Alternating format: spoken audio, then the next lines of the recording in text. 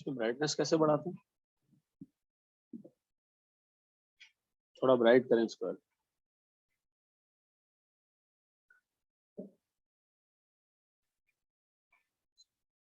अच्छा जी, बिस्मिल्लाहिर्रहमानिर्रहीम। रिजल्ट के बाद जो है वो ये हमारी पहली क्लास है और आ जाओ बेटा।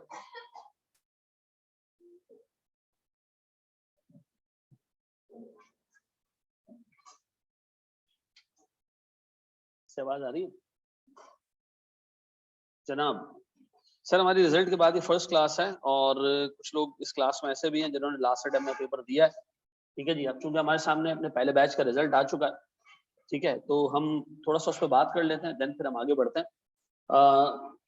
MFA शायद पूरे पूरे लॉट का वो वाहिद पेपर था जिसका रिजल्ट इवन 60% तक भी जा सकता था। ठीक है, 37% रिजल्ट है लेकिन 60% तक भी जा सकता था क्योंकि अच्छी खासी अवाम 45 प्लस मार्क्स लेके थी, मेजॉरिटी अवाम। और दूसरा जो है वो रीजन जो है वो उसकी आइडेंटिफाई करने की कोशिश की गई, बात की गई लोगों से कि भाई क्या रीजन रहा है फेल होने का। ठीक है जी, तो वो जरा हाईलाइट किया जाए ताकि पढ़ाने वालों को जरा आसानी रहे। तो दो मेजर रीजंस। नंबर वन, कुछ लोगों ने ना बहुत सिलेक्टेड तैयारी की, बहुत सिलेक्टिव टॉपिक्स उठाए थे, वो तैयार करके गए थे, बाकी को हाथ ही नहीं लगाया, हाथ ही नहीं लगाया, छोड़ दो यार ये नहीं आएगा। ठीक है जी, जिसमें एक एरिया था स्टैट्स का। ठीक है, बहुत सारे लोगों ने उस पर थूका नहीं, वो आ गया तकरीबन पेपर में 17-18 मार्क्स का। और इतना आसान आया वो कि अगर किसी बंदे ने एक रीजनेबल लेवल की भी तैयारी की हो ना, रीजनेबल लेवल, किताब ही देख ली हो, वो भी पेपर अटेम्प्ट कर सकता है। लेकिन अगर एक बंदा सर ये भी ना करे कि वो किताब तक उठा के ना देखे, ऐसे ही चला जाए, तो इसका इसका फिर कोई इलाज नहीं है। ठीक है, क्योंकि देखिए आप लोगों से एटलीस्ट ये एक्सपेक्ट किया जाता है कि जो बंदा तैयारी कर रहा है वो एटलीस्ट कोर्स कवर करके जाए, डेप्थ में अगर चीजों को नहीं भी कर रहा है तो एटलीस्ट सरसरी तौर पे इतना देख ले कि उस टॉपिक का अंदाजा हो किसमें है क्या। दूसरा जो बड़ा रीजन था वो ये था कि लोगों ने जो जिस तरीके से थ्योरी लिखी है ना, अल्लाह ही माफ करे यार। शुरू से मैं बोलता आ रहा था इसकी थ्योरी इतनी आसान है, स्ट्रेट फॉरवर्ड थ्योरी है इसकी, आप इसको उठा के याद कर लो यार, कुछ इसमें नहीं है, याद कर लो इसको, सीधी थ्योरी, इसमें कोई टेक्निकल चीजें नहीं। कुछ थ्योरी बहुत बोरियत वाली है, कुछ थ्योरी ऐसी है जिसमें प्रैक्टिकल एस्पेक्ट्स है। या थ्योरी देख के चले जाओ, थ्योरी तकरीबन कोई 40 मार्क्स की आती है, लास्ट पेपर में कोई 35 से 40 नंबर की थ्योरी थी। थ्योरी थी भी आसान, मुश्किल नहीं थी, लेकिन मसला ये कि चीजें याद नहीं है ना। मतलब लोगों ने चीजें पढ़ी थी, जहन में थी, लेकिन वो बाज़ औक़ात एग्जामिनर वो बॉर्डर लाइन पे चीज पूछता है ना कि ये बताओ ऊपर वाले ब्रैकेट में आएगा या नीचे वाले में आएगा, वहां लोग कंफ्यूज हो जाते हैं। जैसे एक एक एक सबसे जो लोग फेल हुए जिस जिस सवाल में अटेम्प्ट गलत करने की वजह से नंबर ही नहीं दिया, क्या नंबर ही नहीं दी, वो था BCG मैट्रिक्स। ठीक है जी, BCG मैट्रिक्स का एक सवाल आया था पेपर में, उसमें एग्जामिनर ने पूछा कि जी ये 4 टाइप की प्रोडक्ट्स होती है। ठीक है, एग्जामिनर ने दी आपको 2 प्रोडक्ट्स और पूछा बताओ ये किस क्वाड्रेंट में आएगा। इतना सवाल था, बताओ ये किस डब्बे में गिनेंगी 2 प्रोडक्ट्स। अब अगर आपने उस पर गलत सेलेक्ट कर दिया डब्बा तो पूरे मार्क्स गए, फिर आपने नीचे कोई कहानी भी लिखी हो ना तो वो मार्क्स नहीं मिलने उसके। ठीक है जी, क्योंकि सवाल की रिक्वायरमेंट क्या थी, आइडेंटिफाई करो कि ये प्रोडक्ट किस क्लास से किस क्लास से जो है वो रिलेट करती है। नहीं कर पाए लोग, बड़ी बेसिक सी चीज थी।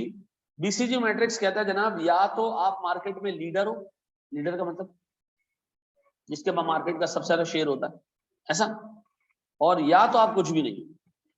ठीक है जी, या तो आप लीडर हो या कुछ भी नहीं। अगर आप मार्केट लीडर हो तो हम कहेंगे आपका मार्केट शेयर ज्यादा है, और अगर आप मार्केट लीडर नहीं हो तो हम क्या कहेंगे, आपका मार्केट शेयर।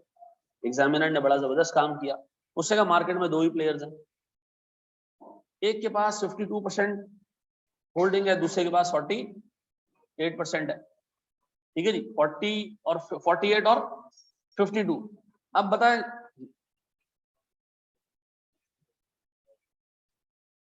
तो ये किसने,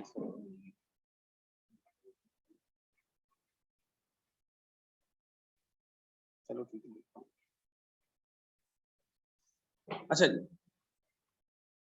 कोई मसला नहीं बेटा, कोई इशू वाली बात नहीं है, रेगुलर रिफ्रेशर जो है वो बराबर ही है इसके अंदर। ठीक है, अच्छा तो 48% पे आपका मार्केट शेयर हाई है, नहीं, हमें क्या लिखना था, हमारा मार्केट शेयर क्या है, लो है। लोगों ने कहा 48% पे लो।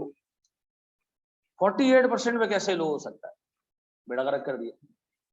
फिर एग्जामिनर ने अगेंस्ट द ह्यूमन साइकी हो गया, उसने दोनों प्रोडक्ट जो दिए वो एक ही ब्लॉक से परटेन करते। अब हमारे एक तो अंदर मसला होता है ना, हम कहते हैं एक प्रोडक्ट तो इस डब्बे में आ गया, दूसरा तो किसी और में जाएगा ना।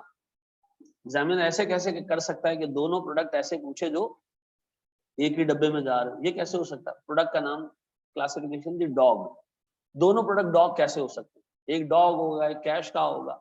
एग्जामिनर ने ऐसे कैसे पूछ दिया दोनों डॉग, उससे सवाल पूछा और नीचे लिख दिया कि इस थ्योरी की क्रिटिसिज्म बताओ। आपने ऊपर सवाल ही गलत कर दिया तो क्रिटिसाइज आप घंटा करोगे उसको। इस तरह का सवाल आया। सवाल उस पे आए थे सोर्सेज ऑफ फाइनेंस के ऊपर। यार दूसरा एक बहुत बड़ा रीजन है ना फेलियर का, ये भी मैं आपसे डिस्कस करूं दो कि मेरी प्रोफेशनल एथिक्स इस चीज को गवारा नहीं करती है कि मैं इस तरह खुलेआम इसको डिस्कस करूं, लेकिन मैं कर लेता हूँ। दूसरा देखो सबसे बड़ा मसला ये था, ये सब्जेक्ट पढ़ाने वाले ना लोग बहुत कम। ये सब्जेक्ट मार्केट में हर बंदे ने उठा लिया, नया सब्जेक्ट था, सबने काम पढ़ाएंगे, ठीक है जी, सबने काम पढ़ाएंगे। और फिर माशाल्लाह कुछ लोगों ने यहाँ वहां से चीजें चोरी भी की, कुछ लोगों ने जो है वो अल्लाह वास्ते चीज पढ़ा दी, अल्लाह वास्ते चीज पढ़ा दी। और मैं बाखुदा जो टीचिंग है ये मेरी रोजी है, मैं यहाँ रोजी पे बैठा हूँ।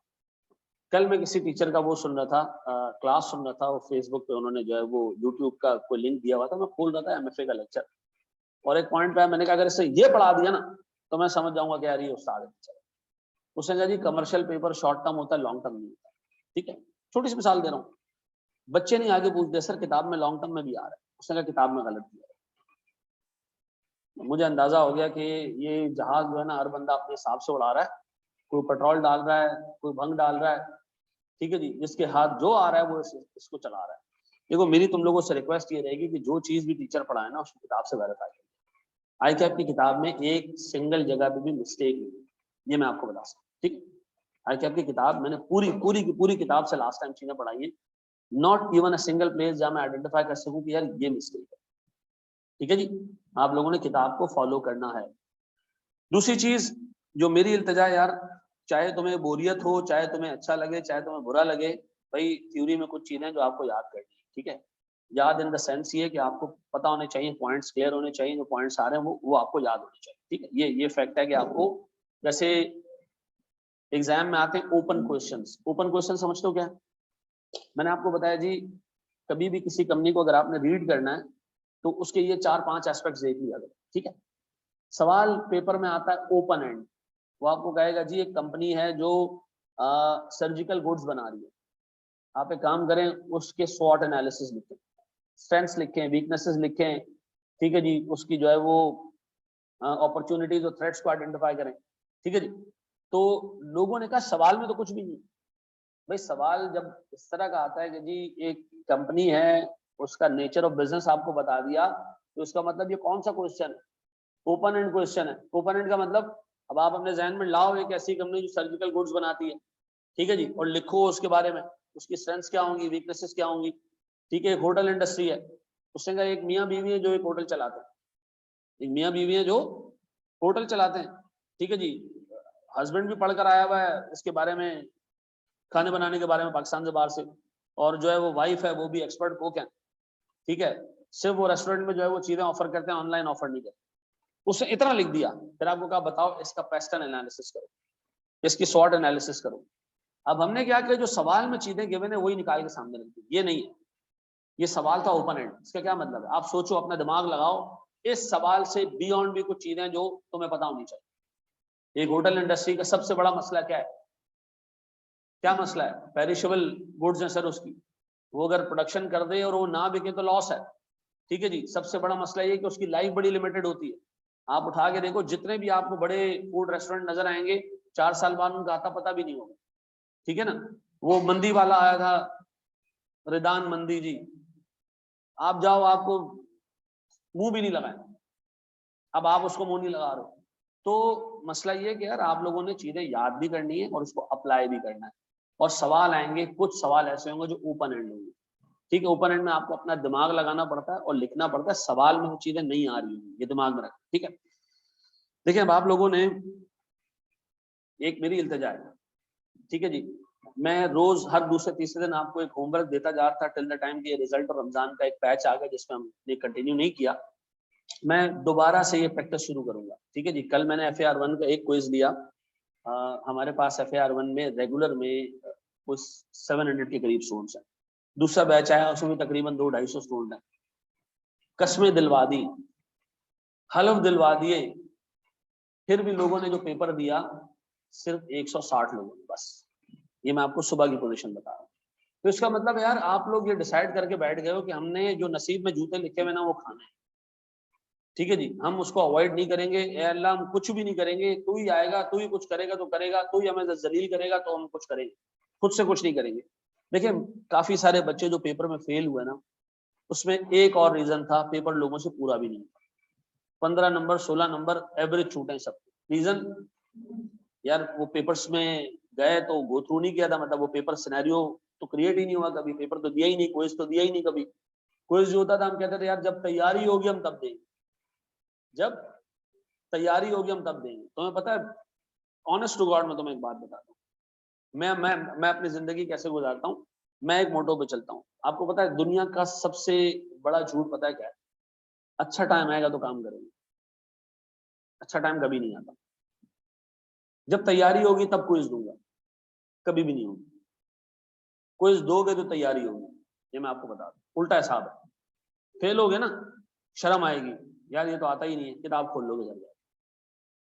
तो मेरी आपसे रिक्वेस्ट है कि यार मैं हर दूसरे दिन आपका ना एक क्विज दिया करूंगा, उसको अल्लाह के वास्ते अटेम्प्ट करें। आप यकीन करो, आपको अभी जो लास्ट क्विज हुआ है उस पर जिस जिस जिस बंदे ने आपको पेपर्स चेक करके दिए, बाकायदा एग्जाम में कॉमेंट्स बना दिए नहीं दिए, गलतियां आइडेंटिफाई की, ठीक है। मैं बंदा रखा हुआ जो ये सारे काम करता है, तो प्रॉपर आपको बताएगा कि यार इतने % कॉपीज में ये मसला था इसमें। अब आप अटेम्प्ट ही नहीं करोगे तो MFA में रेगुलर बैच में more than 600 may be 700 students हो गए, लेकिन क्विज दिया 40 में। फिर हम जाके शिकायत करते हैं कि यार हम पेपर में फेल हो गए। तो यार मेरी इल्तिजा है कि देखो, अगर आप पे आपके माँ बाप पैसा लगा रहे हैं, अपने जो है वो मतलब जज्बात इन्वेस्ट कर रहे हैं, अपने इमोशंस इन्वेस्ट कर रहे हैं, अपनी एक्सपेक्टेशंस इन्वेस्ट कर रहे हैं, तो यार फिर एक गैरतमंद औलाद होने का सबूत दो, ठीक है ना। फिर उनको उस पर एक अच्छा रिटर्न दो, ठीक है। ये सारे भाषण देने के बाद मैं आपसे रिक्वेस्ट करता हूँ कि जो चीजें हम कवर करते जाएं, आपने ये एक्सपेक्ट करना है कि इसका अगले दिन पेपर है, उसके हिसाब से आपने तैयारी की, ठीक है, पक्का। ये एक और भी मैं आपको छोटी चीज बताऊं। मेरे वालिद का इंतकाल हुआ 2003 में। 2003 में इंतकाल हुआ जब मैंने CA में एडमिशन लिया था और फौरन से उनका इंतकाल। अब्बा के स्वयं पे मेरा पहला पेपर था। आपके यहाँ AFC होता है, हमारे यहाँ मॉड्यूल A होता था। अब्बा के स्वयं पे मेरा पेपर था, और मैं जब अब्बा का इंतकाल हुआ मैं सोच रहा था पता नहीं ये बात मुझसे कितने टाइम बाद भूलेगी, कितना टाइम लगेगा मुझे सेट होने में। चौथे दिन में बिल्कुल सेट था। चौथे दिन मैं अपनी दुनिया में वापस आ गया था, लाइफ में वापस आ गया था। अपने वालिद के मौत को मैं ऑलमोस्ट भूल चुका था। मेरी वालदा का इंतकाल हुआ 2007 में। 10-12 दिन लगे मुझे, मैं अपनी लाइफ में सेट हो गया, ठीक है जी। जो आपका फेलियर है ना, ये भी आप 10 दिन बाद भूल जाओ। ये जो अभी एंथुजियाज्म चढ़ा हुआ है ना ऊपर कि नहीं इस दफा मैंने गलती नहीं करनी, 10 दिन बाद कुछ याद नहीं रहा। ये आग जलती रहे, ये आपने इंश्योर करना, ठीक है जी। मैं आपको बता रहा हूँ, इंसान चलता है अपने मोटिवेशनल फैक्टर से। मूवर्स कुछ चीजें होती हैं जो आपको मूव करती है, ठीक है जी। वो स्टिमुलस कभी कभी जिंदगी में आता है, आपको मूव करता है, देन फिर आप उस स्टिमुलस को छोड़ दें। क्यों? इंसान है, बहुत सारी चीजें आती हैं, हम डिस्ट्रैक्ट हो जाते हैं। मेरी रिक्वेस्ट है, जो आग अभी जली है ना उसको जलते रहना, ठीक है। आप जाके कहीं लिखो कि यार मैं इस पेपर में फेल हुआ था, मेरा रिजल्ट आया था, मैं फेल हुआ था, और मैं तैयार कर रहा हूँ कि मैं अपनी तरफ से पूरी जान मारूंगा, चाहे कुछ भी हो जाए। मैं I will not leave any stone unturned, ठीक है। मैं कोई चीज छोड़ूंगा नहीं, ठीक है। दूसरी चीज में एक और बात, आप में से बहुत सारे लोगों को ये लगता होगा कि जो फेल हुए उनके साथ नाइंसाफी हुई, ये फीलिंग होती है। मैं जिस बंदे को पढ़ाता था टैक्स, वो टैक्स में पास हो गया, वो BFD में पास हो गया, मैं BFD में फेल हो गया, ठीक है ना। ये मेरे साथ हुआ है। वो क्लासे लेके आता था, मुझे कहता था यार ये रजिस्टर है, मैंने क्लास ले ली है, मुझे समझ नहीं आया कुछ, चल मिल के बैठते हैं देखते हैं। मैं चीज देख के उसको समझा रहा होता था, at the end of the day क्या हुआ, वो पास हो गया, मैं फेल हो गया। और मैंने अल्लाह से शिकायत की कि अल्लाह ये क्या इतनी मेहनत की, मैं फेल हो गया। खैर इवेंचुअली आगे जाके मैं पास हो गया, लेकिन उस पर मुझे एक सबक सीखने को मिला। क्या अल्लाह ताला आपको एक जगह रोकता है ना, दूसरी जगह बहुत दे देता है। ये अल्लाह का इंसाफ है। और किसी जगह आपको रोकता है क्योंकि आपको आगे बड़ा रोल देना होता है, तकलीफ से गुजारता है, आपको प्रेशर से गुजारता है। ठीक है जी, आप अपने जो है वो एक एक एक जिसको कहते हैं यार ग्रिट, रगड़ से गुजारता है आप। ठीक है जी, तो आप आगे जाते हो तो किसी बड़े रोल में आते हो। आप सिर्फ हज़रत उमर रज़ी अल्लाह तआला अन्हु की जिंदगी उठा के देखो, उनके वालिद ने उनको उनको उनके वालिद कितना मारते थे, कितनी टफ जिंदगी थी उनकी। ठीक है ना, वो उमर सीरीज का मैं पहला एपिसोड देख रहा था, तो वो किसी जगह पे आके, वो एक्टर है जो हजरत उमर का रोल प्ले कर रहा है, वो आके रुकता है, कहता है यार ये पूरी सल्तनत अल्लाह ने मुझे दी है, लेकिन मुझसे 5 ऊंट सीधे नहीं होते। अब्बा मुझे जो है वो चित्र लगाते थे कि इसको 5 ऊंट को ना सीधा करके खड़ा कर, तो मुझसे वो सीधे नहीं खड़े होते। ठीक है, लेकिन आज देखो अल्लाह ने मुझे इतना वो उनकी तबीयत में सख्ती पैदा करनी चाहिए। ठीक है जी, उनकी तबीयत में सख्ती पैदा करनी। आप इसी तरह मौला अली को उठा के देख लो कि उनकी लाइफ उठा के पढ़ो कि उनके जो मसायब हैं, आगे उनसे अल्लाह ने बड़ा काम लेना है, खलीफा बनाना है, और ऐसे दौर में खलीफा बनाना है जहाँ सारे फसाद और इंतशार चल रहा हो। ठीक है जी, और उनको मैनेज करना हो। तो आप फेल हुए हो, कोई टेंशन वाली बात, ये जानो कि यार आपसे ज्यादा अच्छा प्लानर आपका अल्लाह है। और ये सिर्फ मुंह की बात नहीं है, आप 10 साल बाद अपनी जिंदगी को एनालाइज कर रहोगे ना, तो आप शुक्र अदा कर रहे हो कि अल्लाह इस मकाम पे अच्छा तूने मुझे झटका दिया तो मैं संभल गया, इस मकाम पे अल्लाह तूने अच्छा मुझे झटका दिया तो मैं संभल गया। लेकिन ये नहीं कि अल्लाह में मुझे झटके ही देते रहे आप। ठीक है जी, संभलना भी है। ठीक है जी, और मैं आपको एक और आखिरी बात बता के मैं ये क्लास शुरू करूंगा। तो पता है, जानवर और इंसान में एक फर्क होता है। वो फर्क होता है कि इंसान अपनी गलती से सीख लेता है। जानवर वो होता है जो सेम स्ट्रेटजी से डिफरेंट रिजल्ट एक्सपेक्ट करता है। सेम स्ट्रेटजी से डिफरेंट रिजल्ट है, एक दफा फेल हो गया ना, दोबारा वही काम करेंगे, इंशाल्लाह इस दफा पास हो जाएंगे, वैसे ही पढ़ के जाएंगे, आखिरी महीने में पढ़ेंगे डी टाइम। अभी मेरे पास एक बच्चा आया सुबह, कॉस्टिंग में फेल हो गया, 47 मार्क्स हैं, तो मैं रिफ्रेशर लेना चाह रहा हूँ, लेकिन मैं सोच रहा हूँ मैं रिफ्रेशर ना लूँ, आखिरी 1.5 महीने में पढ़ूँ, अभी इतना टाइम है, इतना जल्दी पढ़ के क्या करूंगा। मैंने कहा मैं अभी उठाऊं उसको, दीवार में ऐसे मारूं, ठीक है जी, और फिर हटाऊं, फिर दोबारा मारूं, कि ये कौन सी लॉजिक है कि अभी से पढ़ूंगा तो भूल जाऊंगा। बार बार पढ़ ले भाई, 2 दफा पढ़ ले, 3 दफा पढ़ ले। ठीक है जी, सर हम अल्लाह का नाम लेके शुरू करते हैं चीजों को। ठीक है जी, मैं पहला टॉपिक शुरू करूंगा, इन्वेस्टमेंट अप्रेजल। ठीक है जी, अच्छा इस तरफ हो जा भाई। अच्छा जी सर, हम फॉरेक्स पढ़ रहे थे, हमारा फॉरेक्स जो है वो कंप्लीट हो गया था। फॉरेक्स के कुछ कुछ छोटी छोटी चीजें वो मैं बाद में कराऊंगा। छोटी छोटी चीजों का मतलब ये, कुछ छोटी छोटी थ्योरेटिकल डेफिनेशन है, क्रेडिट रिस्क क्या है और ये चीजें क्या है, क्योंकि आज हमने सेशन शुरू करना था, तो मैं आज से इन्वेस्टमेंट अप्रेजल पढ़ाना शुरू करूंगा। ठीक है जी sir, investment appraisal last time कितने मार्क्स है हमारे पास? 15 मार्क्स का है, 15 मार्क्स का है।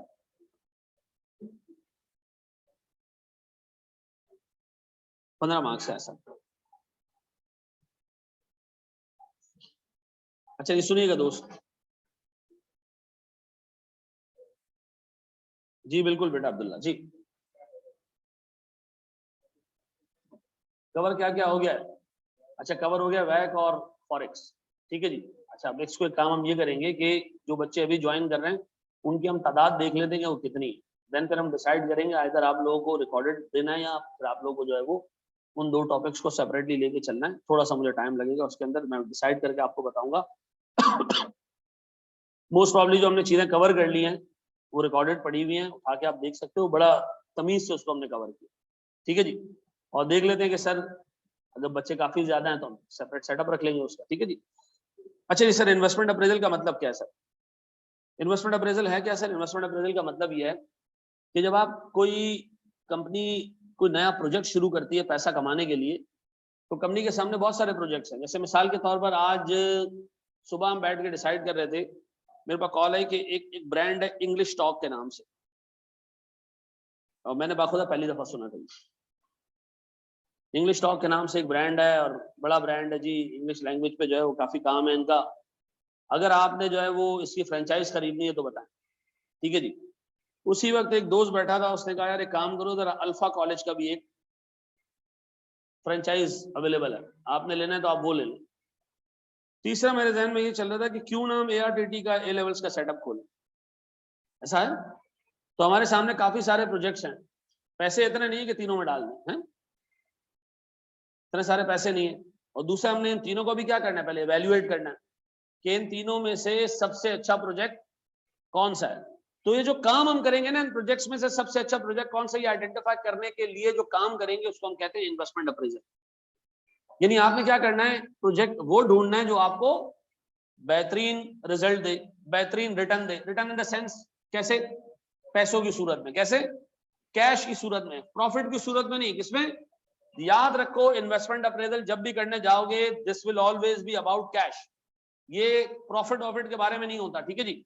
अच्छा जी, अब मुझे एक बात बताएं सर, अगर मैं आपसे पूछूं प्यारे भाई, हमारे कोर्स में इन्वेस्टमेंट्स को अप्रेज करने के, एवेल्युएट करने के, परखने के कितने मेथड्स हैं, तो सर हमारे कोर्स में 4 मेथड्स हैं, ठीक है जी। एक हमारे पास पेबैक पीरियड है सर, दूसरा हमारे पास जो है वो अकाउंटिंग रेट ऑफ रिटर्न है,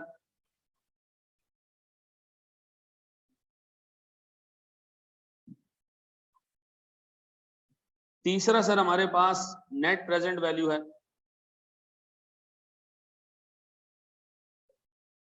और मेरे बच्चों चौथा हमारे पास IRR है, इंटरनल रेट ऑफ रिटर्न।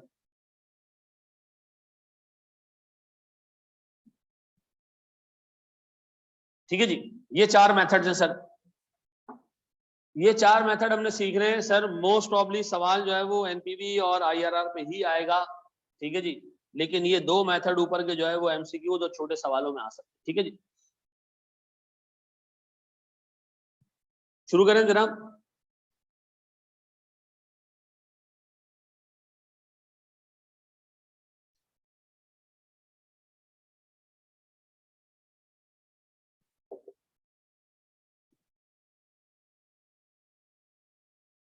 चले जी, सबसे पहले अपने पास हेडिंग डालेंगे आप पे बैक पीरियड की, बंद कर दो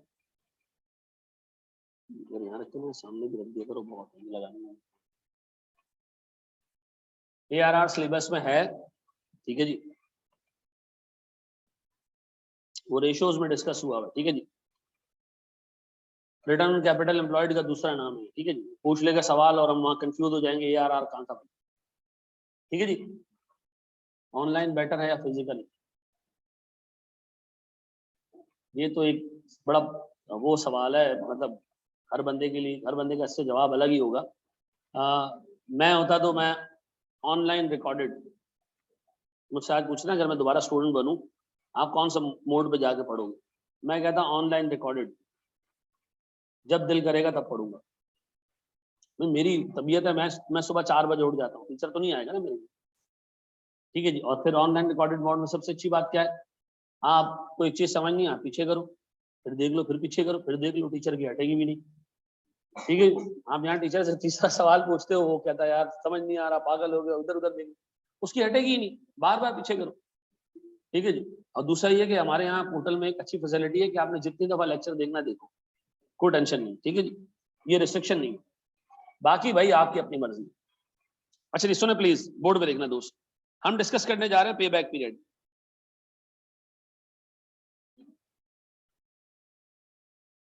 सुनना दोस्त, सुनो, देखो पे बैक पीरियड का मतलब क्या है, सुनो। पे बैक पीरियड एक ऐसा इन्वेस्टमेंट अप्रेजल टेक्निक है जो बहुत ज्यादा इस्तेमाल होता है, यानी किसी भी प्रोजेक्ट को अप्रेज करने के लिए ये टेक्निक बहुत ज्यादा इस्तेमाल होती है, ठीक है जी। इवन NPV से भी ज्यादा इस्तेमाल होती है। पे बैक का मतलब क्या है, यार अगर आपसे आज कहा जाए कि यार एक इन्वेस्टमेंट करनी है, ठीक है जी, जो आपको अगले 4-5 सालों में रिटर्न देगी, आपने पहला सवाल क्या पूछना है, ये जो अमाउंट हम इन्वेस्ट कर रहे हैं ये कितने टाइम में वापस आ जाएगा। अगर मेरी इन्वेस्टेड अमाउंट वापस आ गई तो बिजनेस में तो सारे का सारा मुनाफा बच गया ना, ऐसा है कि नहीं।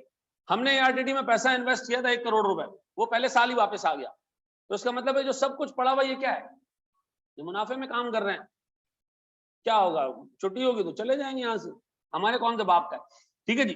जो पैसे लाए थे वो सारे का सारा क्या कर चुके हैं, निकाल चुके हैं। इसका मतलब है पे बैक पीरियड का मतलब है वो मिनिमम टाइम जिसमें आप अपनी इनिशियल इन्वेस्टमेंट रिकवर कर लें, वो मिनिमम टाइम जिसमें आप अपनी इनिशियल इन्वेस्टमेंट को क्या करें, रिकवर कर लें। ठीक है जी। अच्छा जी, सद्दाम बता रहा हूं बेटा, मेरे को स्टार्ट से होनी है बेटा। अच्छा जी, सुनिएगा दोस्त, अब बताएं सर, मेरे पास एक प्रोजेक्ट है जिसमें मिसाल के तौर पर सर मुझे किसी दोस्त ने कहा कि यार एक काम करो, ये दोराजी मैंने एक दुकान लगा लो। ठीक है जी, एक दुकान लगा लो। अभी ये जो क्या गोले वोले बेचते हैं ना, ये इनको फारिग करने वाले, निकालने वाले, ये अभी एंटी इंक्रोचमेंट वाले आएंगे।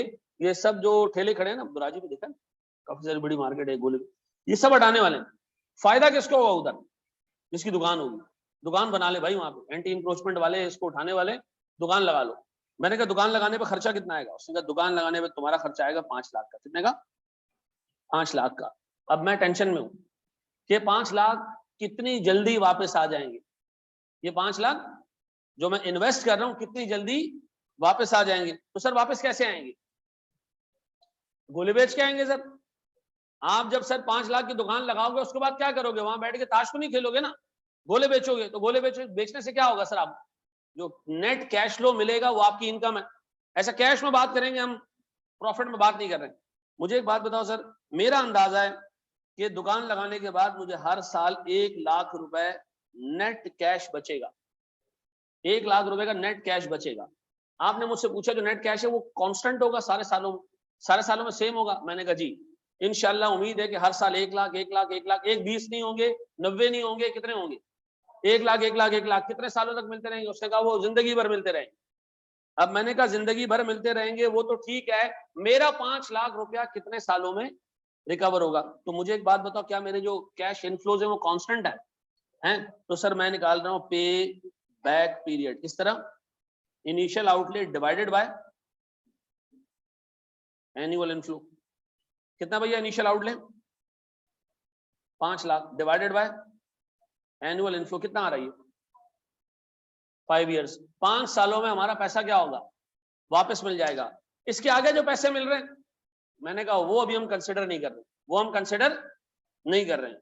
मुझे बता पे बैक पीरियड निकाल के आप डिसीजन क्या लोगे। ये लोग यार ये तो बहुत सारा टाइम लग रहा है, 5 साल लग रहे हैं हमारे पैसे रिकवर होने में। कोई ऐसा प्रोजेक्ट ढूंढो जहां 3-4 साल में पैसे निकल आए, कुछ ऐसा तरीका ढूंढो जहां 3-4 साल में पैसे निकल आए। 5 साल इज वे टू लॉन्ग, ऐसा। तो इसका मतलब है सर पे बैक पीरियड में डिसीजन मेकिंग ऐसी होती है, और तो सुनना, आपके जहन में एक टारगेट पे बैक पीरियड होता है। क्या होता है, टारगेट पे बैक पीरियड। आप हर प्रोजेक्ट का पे बैक पीरियड निकालते हो और चेक करते हो कि वो टारगेट से ज्यादा तो नहीं है।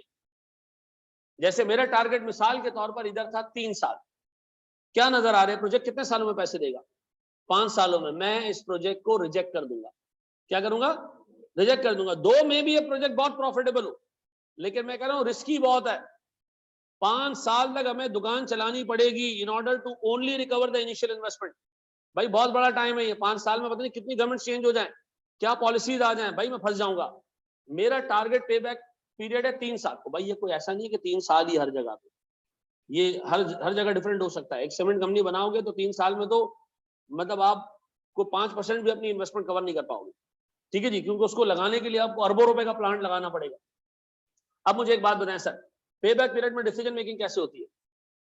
आप सेट करते हो एक टारगेट पे बैक पीरियड, फिर आप कैलकुलेट करते हो क्या चीज, एक्चुअल पे बैक पीरियड, और फिर देखते हो कि सर वो एक्चुअल पे बैक पीरियड हमारे टारगेट से ऊपर तो नहीं। अगर ऊपर होगा तो हम प्रोजेक्ट को क्या करेंगे, रिजेक्ट कर देंगे। इसका मतलब ये है कि सर मैंने पे बैक पीरियड निकालना है, फिर अपने जहन में जो पे बैक पीरियड रखा है उससे कंपेयर करना है। पक्का। मुझे बताएं सर, मेरे पास पे बैक पीरियड निकालने का फंक्शन क्या है, initial outlet divided by annual inflows. कब, जब एनुअल इनफ्लोज कांस्टेंट हो। जब एनुअल इनफ्लोज क्या हो, क्या जरूरी है कांस्टेंट हो, सर जरूरी नहीं है। सर इसको छापते जाए सर, शाबाश। ये हमारे पास केस 1 है, अभी हमने बिल्कुल बेसिक का भी बी नहीं पढ़ा, शाबाश। इनिशियल आउटले, आउटले का मतलब है आउटफ्लो।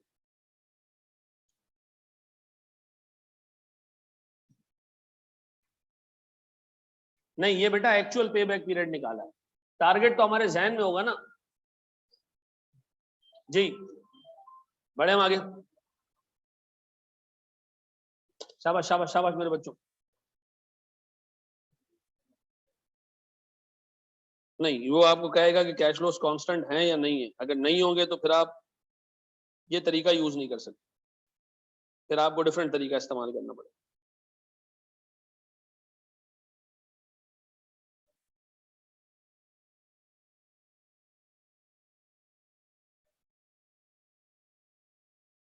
जी मेरे बच्चों, पढ़े हम आगे दोस्त, बढ़ जाएं मेरे प्यारे बच्चों। बोर्ड पे देखना, छोड़ दो सारी चीजें, छोड़ दो छोड़ दो छोड़ दो।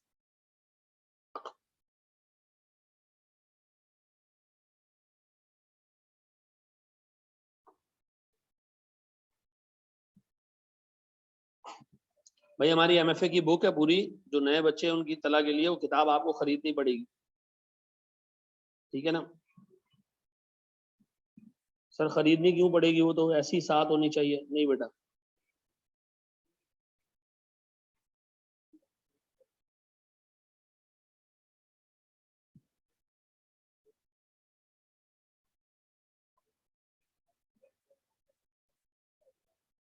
चलो जी मुझे बताओ, ये प्रोजेक्ट एक्सेप्ट करना चाहिए या नहीं,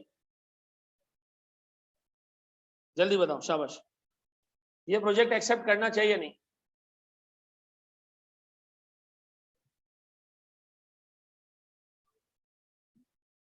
ये एमएफए की बुक में चैप्टर एज इट इज दिया हुआ है, ठीक है, ये आरडीडी पे अवेलेबल है, कर सकते हैं बेटा जिशान को, मसले वाली बात। क्या चीज नहीं होना चाहिए, क्यों? 10 साल बहुत ज्यादा है। Very good sir. देखो इनिशियल आउटले कितना है,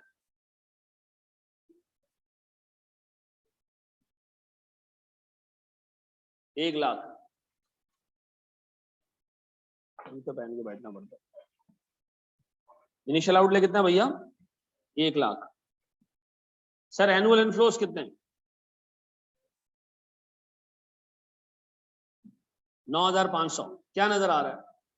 11.5 साल आपको काम करना पड़ेगा, 10.5 साल, 10.5 साल आपको काम करना पड़ेगा, तब जाके ये आपका इनिशियल पैसा रिकवर होगा। भाई प्रोजेक्ट की लाइफ ही 10 साल है, तो हम तो अपना इनिशियल आउटले ही रिकवर नहीं कर पा रहे, तो हमें क्या कर देना चाहिए? रिजेक्ट कर देना चाहिए, बेकार प्रोजेक्ट है सर ये। अच्छा एक चीज दिमाग में रखना, दिमाग में रखना, आप जब ये एज्यूम कर रहे हो ना, ये जो पे बैक पीरियड ले रहे हो, आप इसमें टाइम वैल्यू ऑफ मनी को टोटल इग्नोर कर रहे हो। आप कह रहे हो जो 9,500 रुपए भी मिल रहे हैं, जो आगे मिलेंगे, जो उससे आगे मिलेंगे, जो उससे आगे मिलेंगे, फॉर अस ये सारी अमाउंट बराबर है। ऐसा नहीं है, ऐसा होता नहीं है। 1 रुपए की वैल्यू जो आज है, जो 1 रुपया तुम्हें आज मिल रहा है और जो 1 रुपया तुम्हें 3 साल बाद मिलेगा, दोनों की वैल्यू में क्या है? फर्क है। लेकिन सर पे बैक पीरियड में हम अज्यूम करेंगे कि time value of money matter नहीं करती है, ठीक है जी। आने वाले सालों में चीजें महंगी नहीं होंगी, ये हम अज्यूम करके चल रहे हैं, ठीक है जी। जी मेरा बच्चा, सारे सारे सारे ये जो 9,500 है ना, ये नेट कैश इनफ्लोज है, ये नेट है। नेट नेट का मतलब इसमें सारे इनफ्लोज और आउटफ्लोज आपस में नेट हुए हैं, ठीक है जी। अच्छा जी, बड़े एक स्टेप आगे। अच्छा जी, लिखना तो नहीं है? नहीं लिख चुके हो?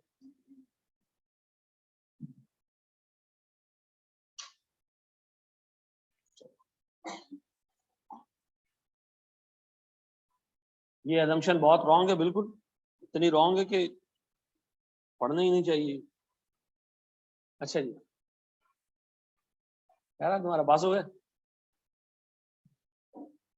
सारे निकल गए, कितने दिए? 4।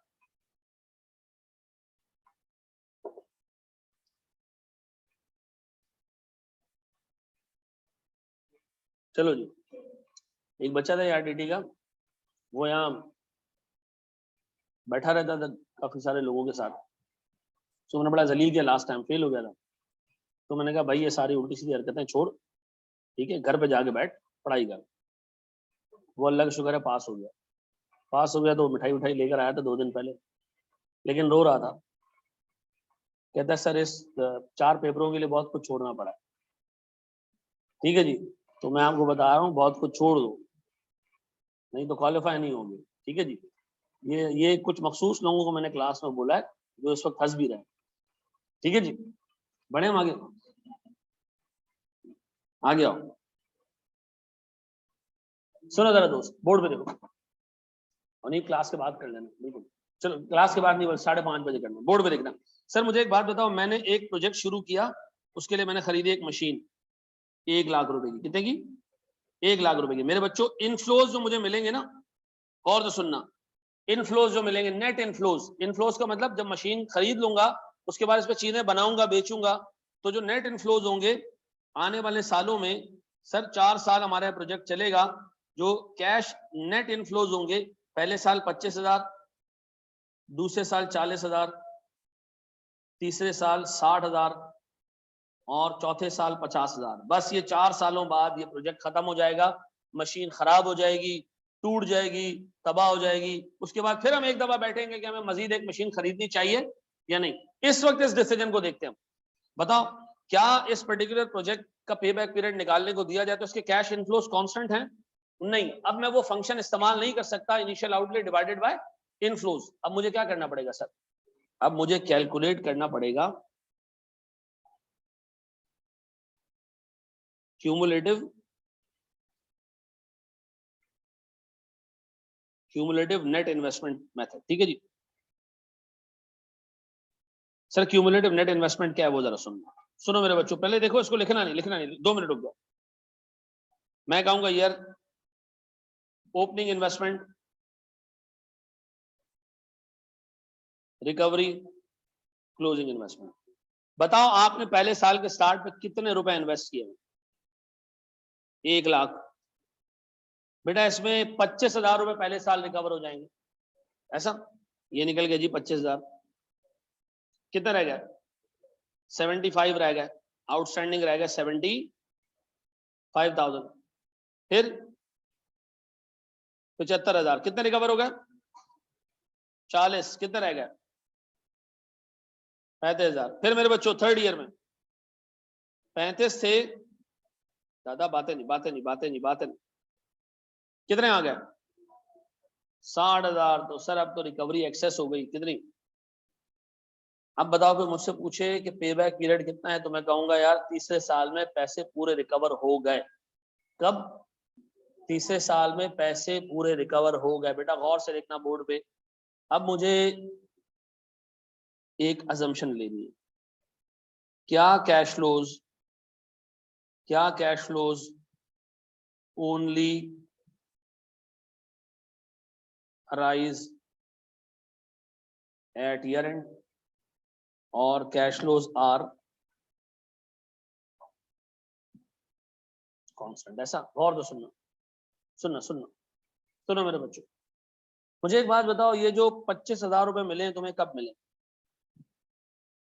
ये पहले साल के एंड पे मिले या पहले साल थोड़े मिलते पूरे साल में 25,000 मिले? हाँ, ये अब अजम्पशन है, ये आपको एग्जाम का क्वेश्चन देखना पड़ेगा कि ये पैसे एंड पे मिले या ये थोड़े करके मिलते रहे। अगर ये पैसे एंड पे मिले तो इसका मतलब है ये 40,000 भी कब मिले होंगे? एंड पे मिले होंगे। ये 60,000 भी कब मिले होंगे? एंड पे मिले होंगे। अगर ये 60,000 भी एंड पे मिले हैं तो इसका मतलब है मेरा पे बैक पीरियड एग्जैक्टली तीसरे साल के एंड पे आया है। 3 साल जब कंप्लीट हुए तो मुझे पैसे मिले 60,000। मैंने कहा हमें तो 35 ही चाहिए थे, अल्लाह का करम हो गया, पैसे रिकवर हो गए। तो बताओ हमारा पे बैक पीरियड अगर कैश फ्लो साल के एंड पे अराइज हो रहे हैं तो कितने सालों में हमने पैसे रिकवर कर लिए सर अपने? 3 सालों में, ऐसा? और अगर हमारे कैश फ्लोस कंटिन्यूअस हैं, कांस्टेंट हैं, हर रोज एक जितने पैसे रिसीव हो रहे हैं, तो फिर इसका मतलब है ये जो 25,000 ये पहले साल के एंड पे रिसीव नहीं हुआ बल्कि पहले साल थोड़े करके रिसीव हुए हैं। ये जो 40,000 है ये पहले साल के एंड पे रिसीव नहीं हुआ बल्कि थोड़े करके रिसीव हुए हैं। और ये 60,000 भी पहले साल के एंड पे रिसीव नहीं हुआ बल्कि थोड़े करके रिसीव हुए हैं। तो बताओ जब हम तीसरे साल में घुस रहे थे तो हमारे कितने पैसे आउटस्टैंडिंग थे? कितने पैसे आउटस्टैंडिंग थे? रिमेनिंग इन्वेस्टमेंट कितनी थी? 35,000। तीसरे साल में मेरे बच्चों हमारे पास कैश फ्लोस कितने थे? तीसरे साल में कैश फ्लो कितना आया? 60,000। तो मुझे एक बात बताओ सर, 60,000 के 60,000 एक साथ थोड़ी मिले होंगे, थोड़े करके मिले होंगे। तो मुझे बताओ सर इस साल का कितना हिस्सा, 35,000 को अगर मैं डिवाइड करूं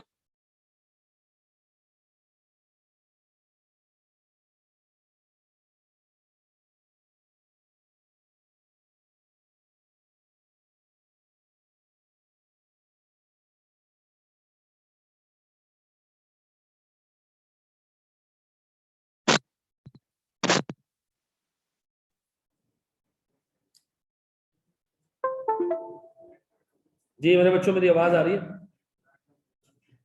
क्या मेरी आवाज आ रही है? अच्छा मुझे एक बात बताओ, मैं पूछ रहा हूं कि अगर मैं तीसरे साल में जा रहा हूं तो तीसरे साल में मेरे बच्चों मेरे पास कोई 35,000 रुपये आउटस्टैंडिंग है, लेकिन तीसरे साल में पैसे मिल कितने रहे?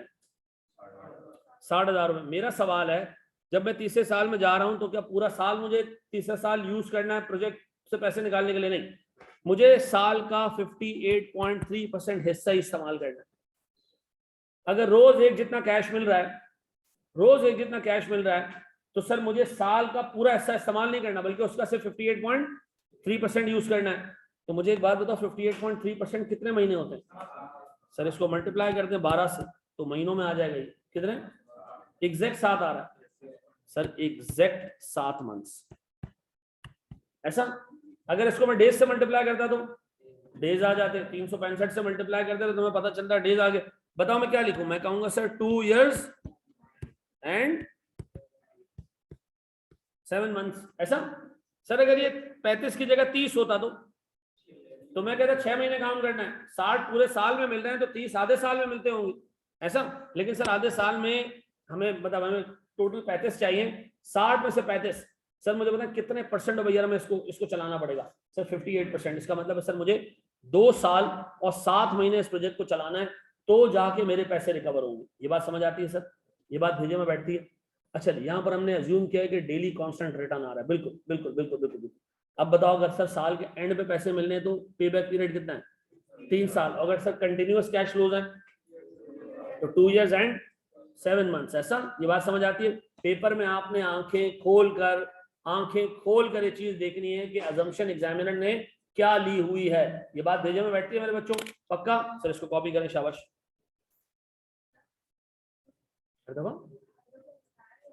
देखो अगर ना बताए तो क्या करना है, फिर आपने अज्यूम करना है पे बैक पीरियड की हद तक के कंटिन्यूअस है।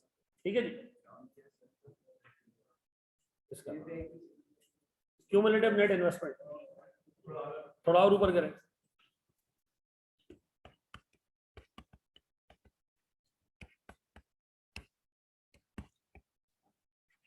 दो तीन छोटी छोटी बातें। एक बात बताओ, जब किसी प्रोजेक्ट को स्टार्ट करते हो तो इनिशियल इन्वेस्टमेंट होती है। ऐसा आम तौर पे इनिशियल इन्वेस्टमेंट में आप क्या करते हो? एक कैपिटल एसेट खरीदते हो, यानी कोई मशीन खरीद लेते हो। ऐसा ऐसे ही ना, बिल्डिंग खरीद ली, मशीन खरीद ली, वहीं से हमने प्रोजेक्ट शुरू करना है। क्या मशीन खरीदने से काम शुरू हो जाएगा? फूके मारोगे मशीन में? क्या करोगे सर? स्टॉक तो डालोगे ना अंदर, कुछ रॉ मटेरियल डालोगे तो फिनिश प्रोडक्ट निकलेगा, नहीं निकलेगा? ऐसा है नहीं? तो सर इसका मतलब है हमें कुछ वर्किंग कैपिटल भी अपने पास रखना पड़ता है।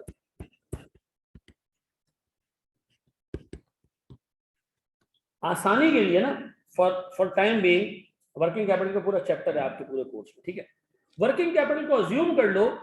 भाई मेरी आवाज आ रही? मेरी आवाज आ रही?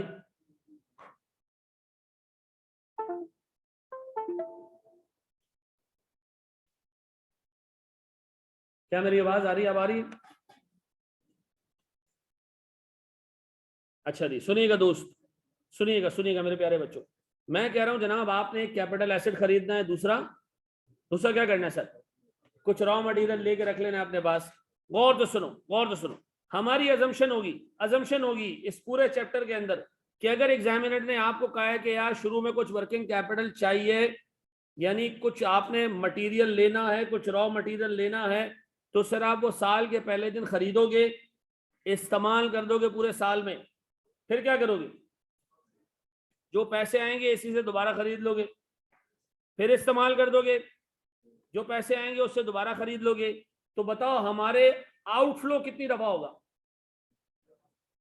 सिर्फ पहली दफा। क्यों? बाकी दोबारा आपने थोड़ी खरीदना है, फिर प्रोजेक्ट से जो पैसे आएंगे उसी से हम खरीदते जाएंगे। ऐसा है? तो फिर मुझे एक बात बताओ सर, वर्किंग कैपिटल के लिए आउटले या आउटफ्लो कितनी दफा आएगा? एक दफा आएगा। फिर जब प्रोजेक्ट खत्म हो रहा होगा तो फिर क्या होगा? ये जो हमारे पास स्टॉक पड़ा होगा ये हम बेचेंगे और पैसे रिकवर कर लेंगे। तो इसका मतलब है वर्किंग कैपिटल का आउटफ्लो होता है डे 1 पे, और वापस मिल जाते हैं आपको पैसे कब? साल के एंड पे। वापस सर हमने मशीन खरीद ली, अब क्या मशीन में हम फूंक मारे और प्रोडक्ट प्रोड्यूस करें? नहीं, हमें क्या चाहिए?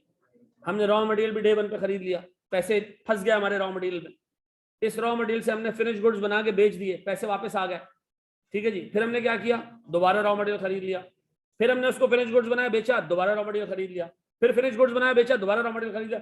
अब आपको बार बार इसको पैसे से, अपने जेब से पैसे देके नहीं खरीदना, किससे खरीदना है, इसी बिजनेस के पैसे से। तो बताओ आपका जेन्युइन आउटफ्लो वर्किंग कैपिटल के लिए कब हुआ, ओनली एट द स्टार्ट, ऐसा। फिर आपने क्या किया, उसको चलाते रहे चलाते रहे चलाते रहे चलाते रहे, और अल्टीमेटली आपने क्या किया, एंड पे यही स्टॉक बेच के दोबारा नहीं खरीदा, वो आखिरी वाले पैसे आप क्या करोगे।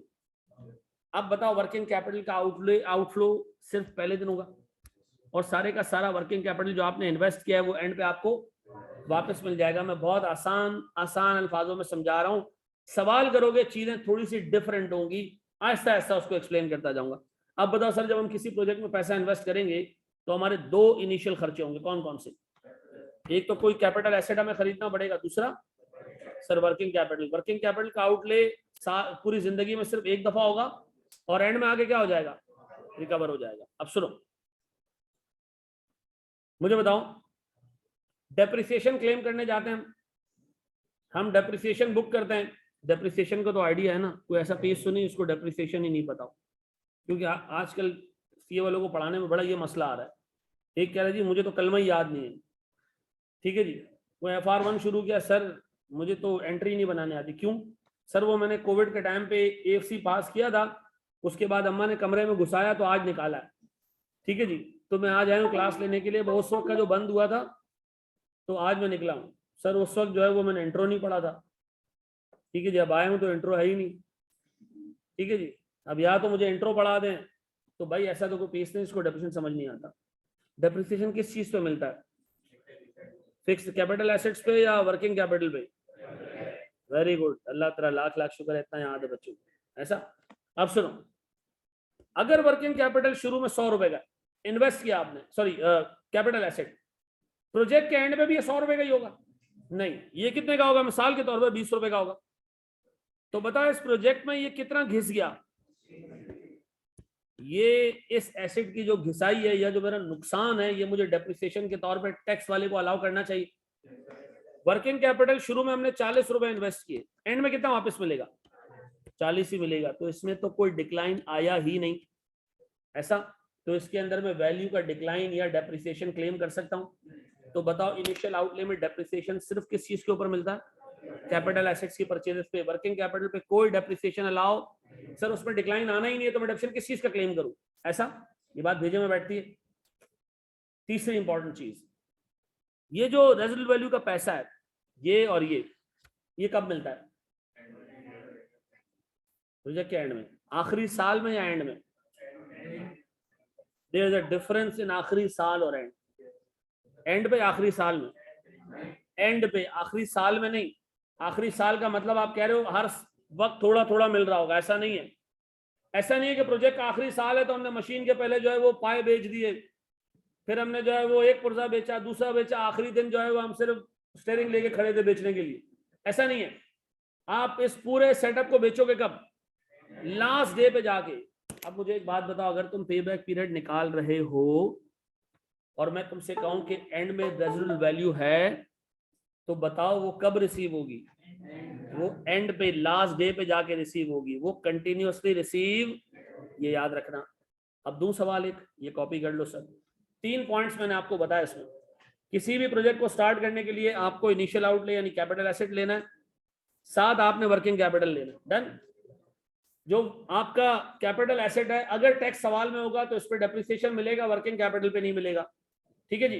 वर्किंग कैपिटल डे 1 पे आउटले होगा, उसके बाद क्या होगा, पैसा वापस आ जाएगा, एंड पे पैसा वापस आ जाएगा। और रेजिडुअल वैल्यू सर जो रिसीव होगी वो कब रिसीव होगी, बिल्कुल एंड पे। हाँ मैं करीब ले आऊंगा बड़े मांगे दोस्त, बिल्कुल सही कह रहे हो बेनिश, फिर हमें देखना पड़ेगा, बिल्कुल सही कह रहे हो। चलो जी बड़े स्टेप कॉपी करना।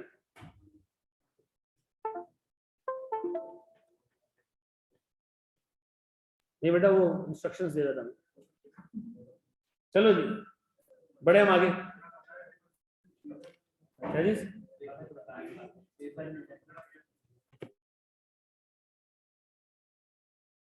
पाकिस्तान में बेईमान कौम बसती है, बेईमान टू द कोर, ठीक है जी। तालीम में बेईमानी है। इंटरनेट पे चीजें डाल रहा है एक बंदा कि किसी को पेपर सॉल्व करवाना है किसी यूनिवर्सिटी में, तो मैं रेडी हूँ। पेपर पकड़ा, सॉल्व करके दे दिए, ठीक है। एक दिन एक बच्चा आया, उसने कहा सर बड़ी मुश्किल हो रही है, ये सवाल समझ नहीं आ रहा, सर ये जरा देख लें। मैं बैठ गया उसके साथ, करवाता रहा उसको, सॉल्व कराता रहा, समझाता भी रहा उसको। कह रहे सर समझाएं नहीं, बस सॉल्व कर दें सर। मैंने कहा समझ तो लो। उसने कहा सर टाइम नहीं, मुझे नहीं पता मुझसे पेपर सॉल्व करा रहा है, ठीक है ना। मैंने कर दिया, पेपर खत्म हो गया, तो मुझे कहता सर ये 5,000 रुपये आप रखिए। मैंने कहा ये किसके? कहता सर ये वो मेरे भाई का पेपर था यूनिवर्सिटी का, तो ये आपने माशाल्लाह सॉल्व कर दिया, तो ये 5,000 रुपये रखिए, ठीक है। मैंने कहा ये तुमने तो हराम काम करा दिया, ठीक है ना। उसने कहा सर हराम क्या, बस आपकी हेल्प ले ली। मैंने कहा तुम बताते तो 2 नंबर ही है ये तो फिर हमने खैर वो हराम के पैसे थे, हराम नहीं लगाए, शीशे का फ्लेवर मंगवा लिया, ठीक है। फिर हमने उसको शीशा दिया, ठीक है जी, हलाल हवा में उड़ा, कुछ चीज अंदर नहीं जानी चाहिए। बड़े मांगे दोस्त। चलो जी, अब आओ मेरे प्यारे बच्चों, एक सवाल सॉल्व करो।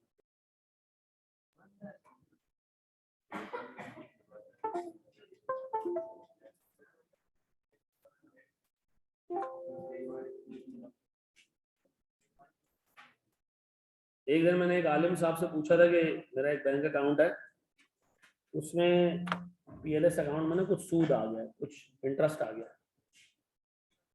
ये बंद हो चुका है, बंद करने के लिए मंगवाया, छोड़ दो। तो अहमद बता रहा हूँ मेरे बच्चे को, तो क्या बता रहा था मैं भूल गया। हाँ, मौलाना साहब ने कहा यार ये जो सूद का, मैंने कहा भाई सूद का पैसा है, मैं खर्च करने का दिल नहीं कर रहा, गुनाह ये। तो उन्होंने कहा एक काम करें, ये मस्जिद में दे दें और मस्जिद का वॉशरूम बनवा लें। हमने कहा ये टाइट कॉन्सेप्ट है। फिर मैं दे दिया उनको, बना लिया उन्होंने वॉशरूम है। चलो जी आगे बढ़ो दोस्त, ध्यान देख लो, इधर देख लो, इधर छोड़ो सारी चीजें। Company requires all investment to pay back their initial investment, requires all investment projects to pay back their initial investment within 3 years। ये क्या है? टारगेट पे बैक पीरियड। जितने भी हम इन्वेस्टमेंट करेंगे, हमारा टारगेट ये है कि 3 सालों में ये पैसा वापस आ जाना चाहिए, ऐसा नहीं। लास्ट टाइम वाली हमारी कोई बुक नहीं थी, एमएफए की बुक अभी बनी है। It is considering a new project requiring initial capital outlay of 1,40,000 on plant. Capital outlay का मतलब प्लांट खरीदेंगे हम, ठीक है जी। Plant and equipment and an investment of 20,000 in working capital. The project is expected to earn the following cash flows. अब मुझे एक बात बताएं सर, गौर से सुनना, ये है कैश फ्लोज जो तुम्हें रिसीव होंगे, ठीक है जी। अब देखो इस बंदे ने नहीं बताया कि वर्किंग कैपिटल एंड पे रिसीव होगा या नहीं होगा, ये आपने एज्यूम करना है कि वर्किंग कैपिटल एंड पे वापस लाजमी रिसीव होगा। इस बंदे ने नहीं बताया कि इस कैपिटल एसेट का एंड में रेजिडुअल वैल्यू क्या होगा, तो मैं क्या अज्यूम करूं, ये 0 होगा। इसका मतलब है आखिरी साल 25,000 रुपए के कैश फ्लोज मिलेंगे यूनिफॉर्मली, लेकिन इसके साथ साथ सर 20,000 रुपए का working capital lump sum last day पे जाके मिलेगा, ऐसा। पे बैक पीरियड निकालो सर, बताओ ये इन्वेस्टमेंट करनी चाहिए?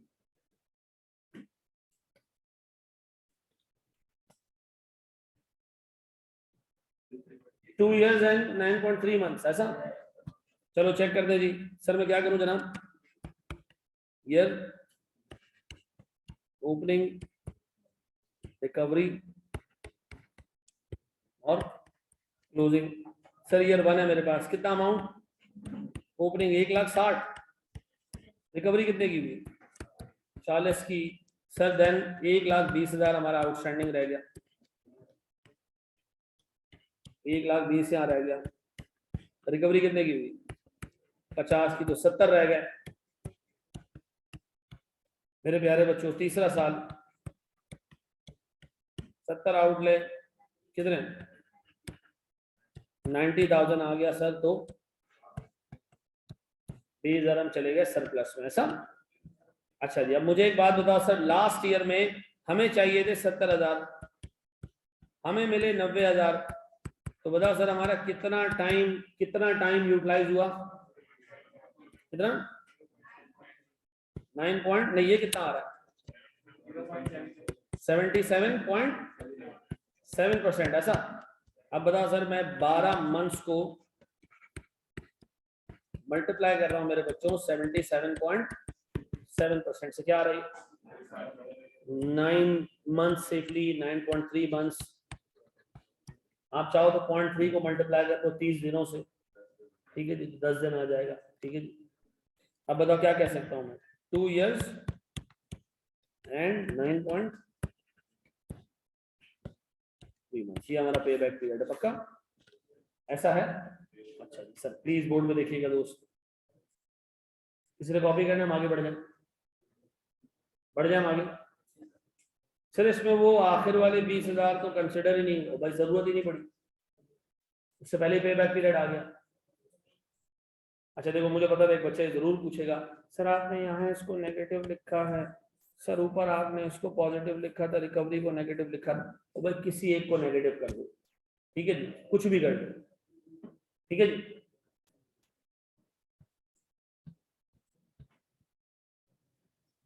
बढ़े आगे दोस्त, बढ़ जाए, पक्का।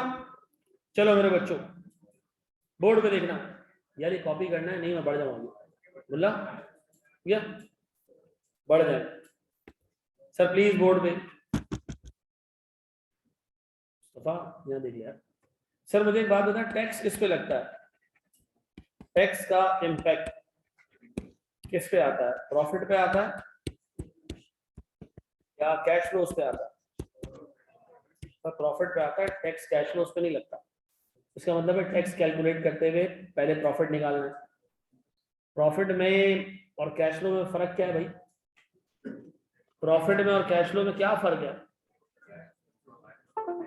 नहीं, प्रॉफिट और कैश फ्लो में क्या फर्क है मेरे बच्चों, क्या डिफरेंस है? प्रॉफिट के अंदर कैश फ्लोज के साथ साथ नॉन कैश आइटम्स भी होते हैं, ऐसा है। प्रॉफिट में कैश फ्लोज के अलावा, जैसे कि डेप्रिसिएशन, कैश फ्लो पढ़कर आ रहे हो ना FR1 में, ऐसा है कि नहीं? आपने देखा होगा ना, हम पहले क्या करते हैं, प्रॉफिट ऊपर रखते हैं, नॉन कैश आइटम्स हटाते हैं ताकि हम प्रॉफिट को कैश में कन्वर्ट कर सकें, याद आ रहा है ना? तो इसका मतलब है सर, कैश फ्लो और प्रॉफिट में फर्क है। टैक्स लगता है किस पे, प्रॉफिट पे। पे बैक पीरियड किससे कैलकुलेट होता है, प्रॉफिट से, कैश फ्लो से? कैश फ्लो से, ये फर्क है, ये डिफरेंस है, ठीक है। मिसाल दे रहा हूं, गौर से सुनना। सर एक कंपनी है जिसकी एनुअल सेल्स 1 लाख रुपए, ये कैश फ्लो है या प्रॉफिट है? दोनों है, ये इनकम भी है प्रॉफिट भी है, ऐसा है। सेल्स हमारी इनकम भी और प्रॉफिट भी है। सर हमारी cost excluding depreciation 60,000, excluding depreciation क्या जी, 60,000। सर हमारा जीपी आ गया कितना जी, ये 40,000 नेट कैश है या नेट प्रॉफिट है? दोनों है, दोनों है, दोनों है।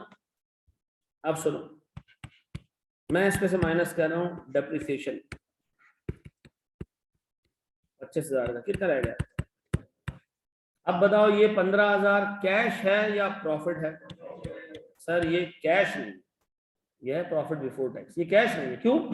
इसमें क्या माइनस हुआ है, डेप्रिसिएशन माइनस हुआ, ये कैश नहीं, ये कैश नहीं, फिर टैक्स इस पे लगेगा, तो मैंने इस पे लगा दिया टैक्स। अज्यूम करो हमारा टैक्स का रेट है 30%, कितना जी? ये जो टैक्स की अमाउंट है, ये प्रॉफिट है या कैश है? ये एक्सपेंस है या कैश है? कैश भी है, एक्सपेंस भी है, दोनों है, ठीक है जी। सेल्स क्या है, प्रॉफिट भी है और इनकम भी है, दोनों है सर, सॉरी प्रॉफिट भी है और कैश भी, दोनों। ये वाला जो कैश बेस्ड एक्सपेंस है, ये एक्सपेंस भी है कैश भी है। सिर्फ ये एक ऐसी चीज है जो एक्सपेंस तो है लेकिन कैश नहीं है, ये सर ये कैश भी है एक्सपेंस भी है, दोनों है सर, ऐसा। अब बताओ सर, अगर मैं आपसे कहूँ इन दोनों को मैं नेट कर रहा हूँ, कितना आ रहा है? क्या मैं कह सकता हूँ 10,500 रुपए मेरा प्रॉफिट आफ्टर टैक्स भी है और कैश भी है? नहीं कह सकते आप, क्यों? क्योंकि इसके अंदर एक डेप्रिसिएशन की अमाउंट माइनस हुई है। क्या करूं, उसको ऐड बैक कर दूं?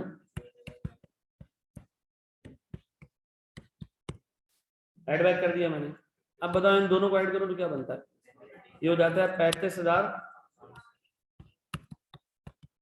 सर ये क्या है? सर ये सिर्फ कैश है। अब एक बंदा सोच रहा है ये क्या फजूल हरकत है सर, जब माइनस वो ऐड बैक करना ही था तो माइनस ही क्यों किया है? सर इसलिए कि माइनस इसलिए किया ताकि हम प्रॉफिट निकाल के टैक्स दे दें, फिर हम वापस घर आके इसको ऐड बैक कर लेंगे, ताकि हमारा प्रॉफिट नहीं, हमने काम किस पे करना है, लेकिन टैक्स वाले को टैक्स किस पे देना है। तो मुझे बताओ हमने माइनस क्यों किया था? In order to calculate the correct amount of profit. फिर उस पर हमने क्या लगाया? टैक्स लगाया। जब प्रॉफिट का ऑब्जेक्टिव यानी टैक्स की कैलकुलेशन अचीव हो गई तो फिर हमने क्या किया? जो डेप्रिसिएशन माइनस किया था उसको क्या किया? ऐड बैक कर दिया। पक्का? और तो सुनना, इंटरेस्ट एक एक्सपेंस है या कैश फ्लो है? दोनों है। एक एक्सपेंस है या कैश फ्लो है? दोनों है। दोनों है ना भाई, इंटरेस्ट एक एक्सपेंस भी होता है और याद आ रहा है ना भाई? अब आओ जरा प्यारे बच्चों, ये कॉपी वॉपी करने की जरूरत तो नहीं है ना? सही, आगे बढ़ते हैं।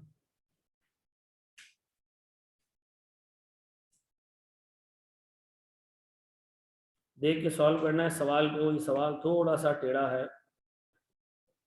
और ये अगर आपने सॉल्व कर लिया ना तो मैं मान जाऊंगा कि आपका दिमाग चलता है, अगर और कुछ नहीं तो।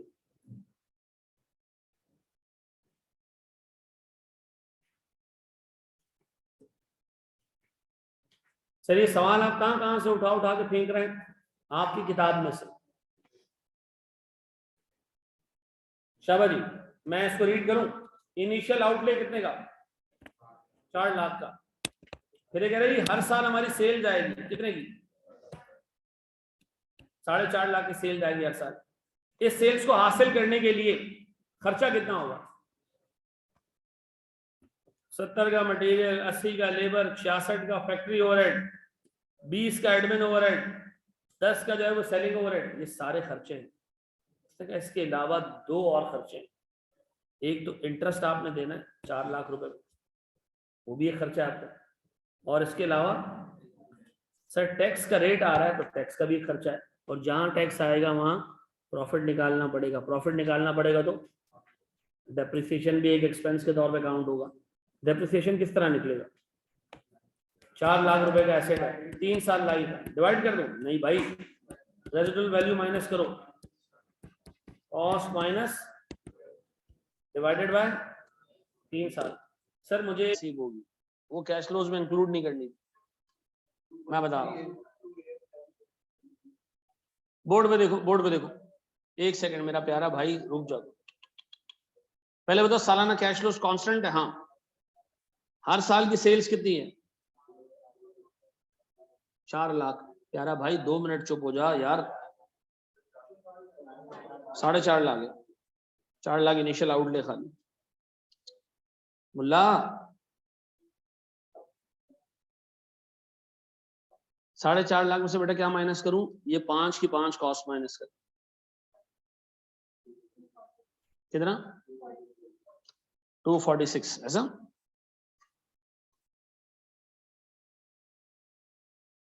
2 और खर्चे माइनस कर रहा हूं। सालाना डेप्रिसिएशन 4 लाख में से 40,000 हटा के 3 से डिवाइड, कितना? 1,20,000। फिर interest sir 10% of initial outlay, कितना जी? 40,000।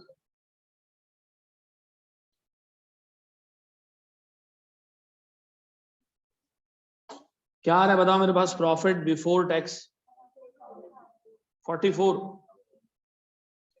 टैक्स कितना है सर हमारे पास? 30%। कितना आ रहा है? 13,200। फिर प्रॉफिट आफ्टर टैक्स 30,000। अब बताओ डेप्रिसिएशन ऐड बैक कर दूं कितने का? सर इंटरेस्ट भी ऐड बैक कर दूं? नहीं सर, इंटरेस्ट क्यों ऐड बैक करें? इंटरेस्ट तो कैश फ्लो है। क्या आ रहा है सर ये टोटल? ये मेरा नेट कैश फ्लो है हर साल का, ऐसा।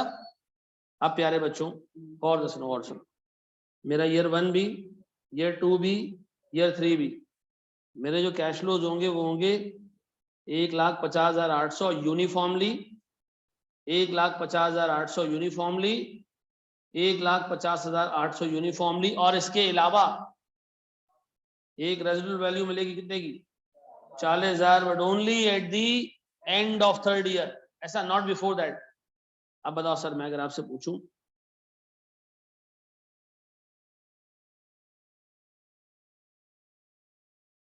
क्यूमुलेटिव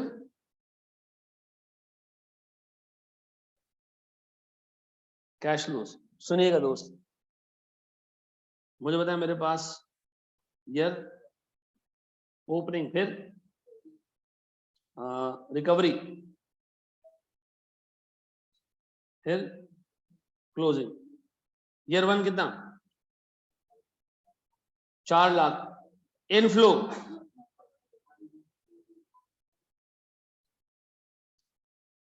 मैं कांस्टेंट वाला फॉर्मूला लगा सकता हूं इधर, हाँ लगा सकता हूं, ठीक है जी, क्या आ रही, 249 200, ओके।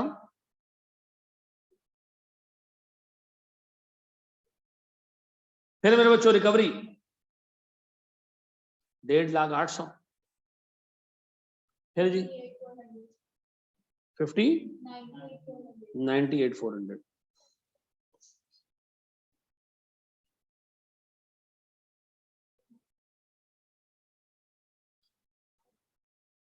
रिकवरी 1,50,800, ठीक है जी, फिर 400 प्लस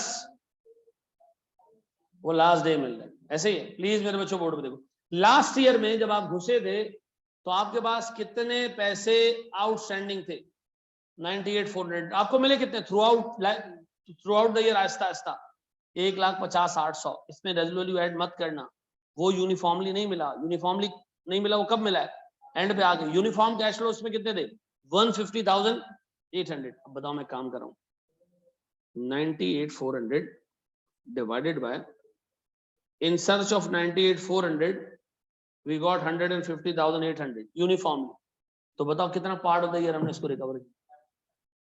वर्किंग कैपिटल की रिकवरी काउंट नहीं करेंगे, पहले वर्किंग कैपिटल हो इस सवाल में तो हम रिकवर करें ना जी, उसमें नहीं दिया हुआ तो हम इग्नोर करेंगे, क्या आ रही 65 पॉइंट, मल्टीप्लाई करो उसको, 12 महीना मल्टीप्लाई बाय 65.7.8 मंथ्स, सेफली 8 महीने, ऐसा।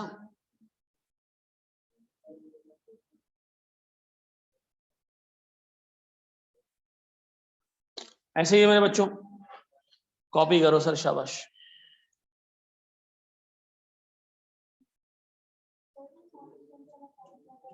अच्छा, कांस्टेंट वाला फॉर्मूला कैसे लगता है भाई, 4 लाख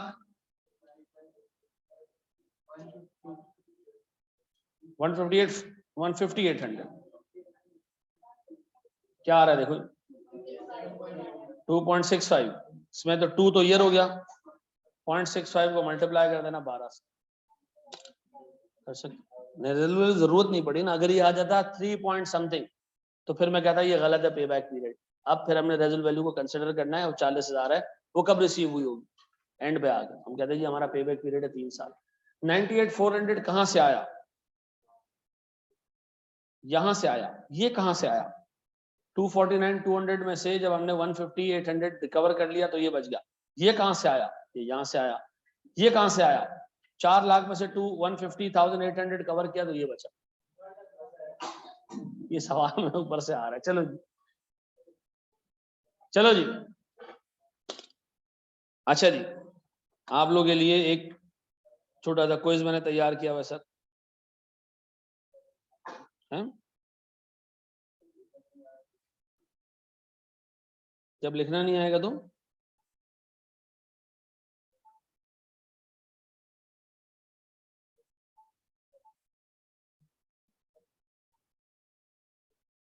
रेजिड वैल्यू को रिकवरी में लेना, लेकिन बिल्कुल एंड पे अगर तुम उसको 1,50,800 में ऐड कर देते तो वो यूनिफॉर्म कैश फ्लोज में आ जाता। अच्छा देखो एक चीज याद रखो, आपने आमतौर पे अज्यूम करना है सारी सेल्स कौन सी सेल्स है, कैश सेल्स है। अच्छा देखो यार, मैं इस कुछ पे बैक पीरियड के सवालात हैं, ठीक है, ये तो खैर सोल्यूशन है उनके, आज डाल दूंगा ग्रुप पे, आप लोगों ने वो कर लेना, ठीक है। बढ़े हम आगे, बढ़ जाए। हाँ बिल्कुल बेटा, एमएल बिल्कुल। कांस्टेंट वाला दोबारा बता दें प्लीज इस क्वेश्चन में। बेटा अगर तुम्हारे पास 1,50,800 हर साल ही रिसीव होना है तो आपने सिंपली क्या करना है, 4 लाख रुपए ऊपर रखने हैं और डिवाइड कर देना किससे, 1,50,800 से। तो तुम्हें पता चल जाएगा कि कितने परसेंट जो है वो प्रोजेक्ट आपको करना पड़ेगा, तब आप जाके सर ये पैसे अचीव कर सकोगे। हो गया जी, पक्का। अच्छा जी अब सुनो जरा दोस्त, क्लास का ड्यूरेशन ना ये इस वीक में रहेगा 1.25 घंटे, लेकिन इस वीक के बाद मैं क्लास का ड्यूरेशन 2.5 घंटे कर दूंगा, 2.5 सवा 2 घंटे, ठीक है जी। थोड़ा प्रैक्टिस में चाह रहा हूँ कि मैं खुद भी आपको ज्यादा करा दूं, पक्का जी। 5 मिनट रह गए, नमाज पढ़ लेंगे, सर आकाश की क्लास है। चलो जी, थैंक यू वेरी मच, अल्लाह आपको खुश रखे अपने खर्चे पे, थैंक यू जी।